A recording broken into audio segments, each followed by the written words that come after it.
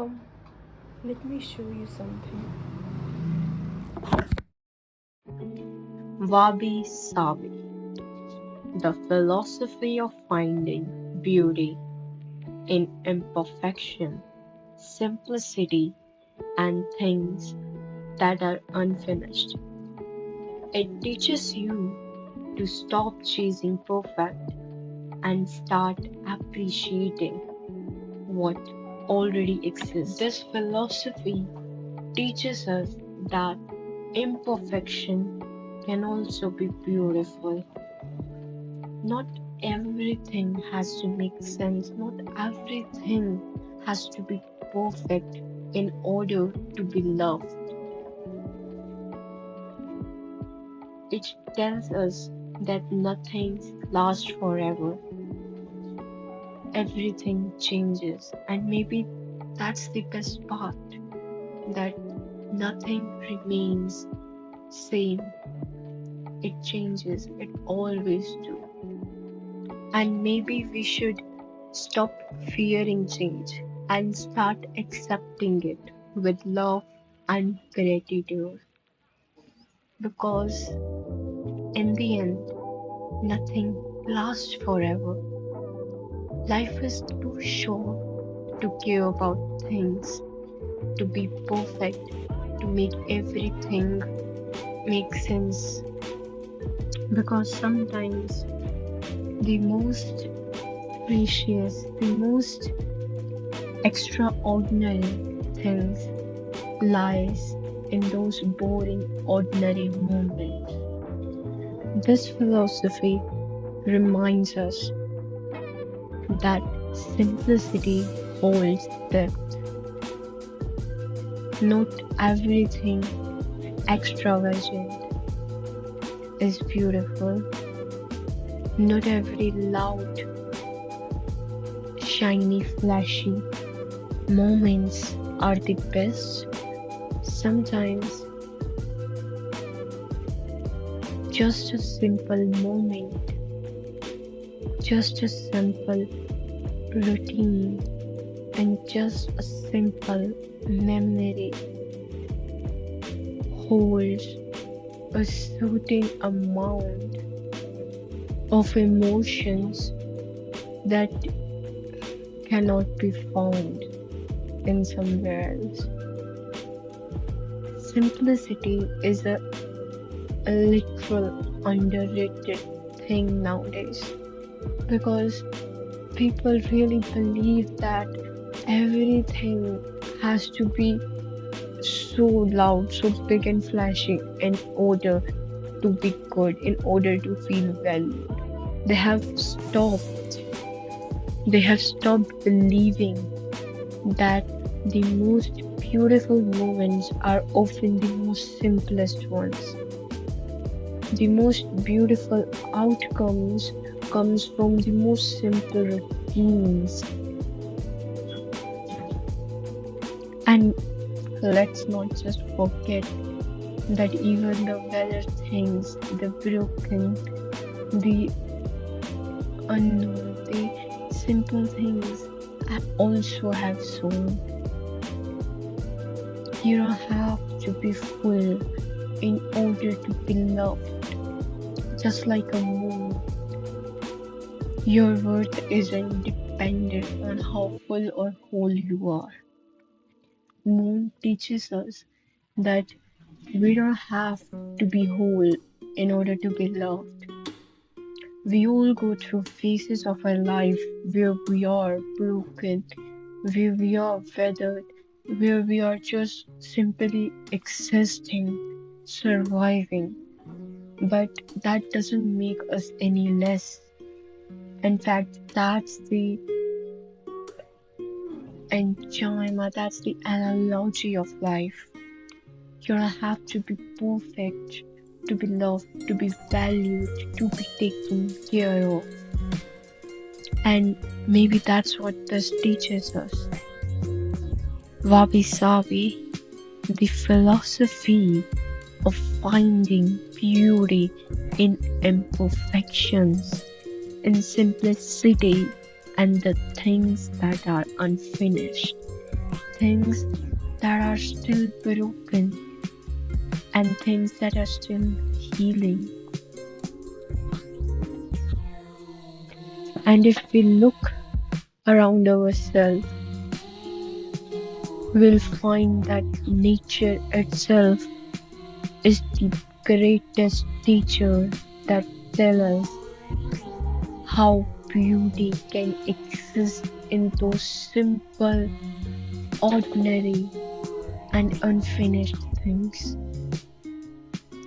like moon, like sun, like trees, like rivers, oceans, skies, and clouds. They don't need to be perfect, they don't need to be whole to be look beautiful. They just exist simply without being anything.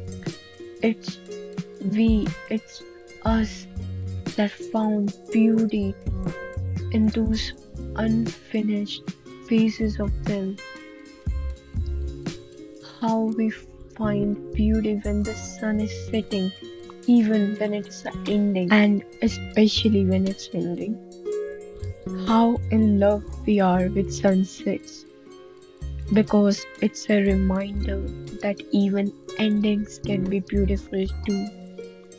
And thunderstorm teaches us that the beautiful things can also exist in darkness. You don't have to be full of light, full of charismatic to be loved. The darkness can be beautiful too. Your shadows can be beautiful too. Your imperfections can be beautiful too.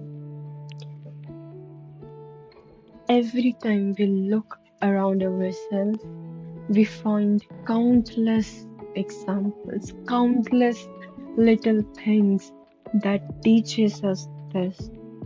Nature is one of the greatest teacher you can ever find. It is gentle, it is unmoving, it is there always. You just have to look a little more carefully and you'll find that nature is a definition of loving things imperfectly. And it also tells us how sacred stillness is. You don't have to always be in action to be moving in order to be good, in order to be happy. You can be still, just there, simply living, and still can find meaning in life. Just how trees who are there for their entire life, we don't go around and say that these are ugly creatures. No, we adore them for just the way they are. They are a symbol that not every time you have to be doing something to feel something. You can just be there, simply existing, living, and it can still count as something that is you and you alone. It also teaches us about letting go. It shows us how letting go is an art, and you don't have to be an artist to master it. Just like a tree we see standing in our backyard, who grows, who nourishes, and stand tall, yet it still lets go of its leaves that has been a part of his life. He lets go them with grace and welcome what's coming next. It teaches us that letting go doesn't always mean ending. It doesn't mean that there is nothing left, because sometimes it's a sign that something better, something good is coming. It teaches us, it reminds us that sometimes the most fruitful thing that you can do for yourself is letting go the versions of yourself that no longer serves you, letting go the friendships that no longer makes you happy, letting go of those habits that no longer align with your highest self. And maybe the life is composed of letting goes and welcoming letting ins. This traditional Japanese philosophy has teaches us to find the meaning in imperfection, impermanence, and incompleteness. It acts as a calming antidote to modern perfectionism by encouraging us to embrace the natural, the flawed, the weathered, and the unfinished things, versions, and people. Wabi, which refers to simplicity, beauty, and the quiet, rustic dawn of being in harmony with nature, and Sabi, that represents the beauty that comes with the age and the passage of time, the little dusty cloth left in the corner of our house, and together they make a powerful concept, a combination which has been remembered from ages, which has been a testimony in our lives that you don't have to be perfect to be loved. You don't have to be flawless in order to be valued. And as Andrew Juniper writes that if an object or expression can bring about within us a sense of serene melancholy and a spiritual longing, then that object could be said to be a Wabi Sabi.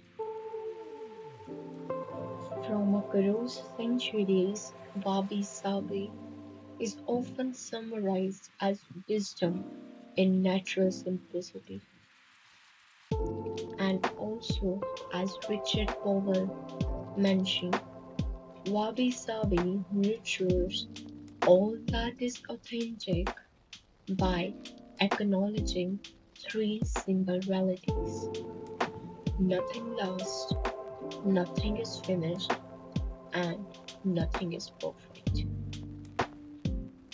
And as the culture has evolved, Wabi Sabi has been employed in the Western world across a variety of contexts, including arts, technology, media, and most importantly, our mental health. And you may wonder why now, why now, when this philosophy has been deeply buried between pages for over more than 700 years. What's the reason that is being emphasized now in the history? Well, answer to that is most probably the Gen Zs. The Gen Zs has been obsessed with this, and this obsession has been stemmed from a mix of lifelong familiarity with the Japanese pop cultures like animes and games, and a search for a tranquil, safe escape from the social and political volatility of life. And at last but not least, this philosophy has present the wisdom for a perfectly imperfect life. Psychologists have noted that practicing a Wabi Sabi mindset can alleviate anxiety. It encourages self compassion over clinical perfectionism, and it encourages us to accept the uncertainty, the unavoidable life changes, and teaches us to view our emotional cracks and our insecurities as the markers of resilience and growth.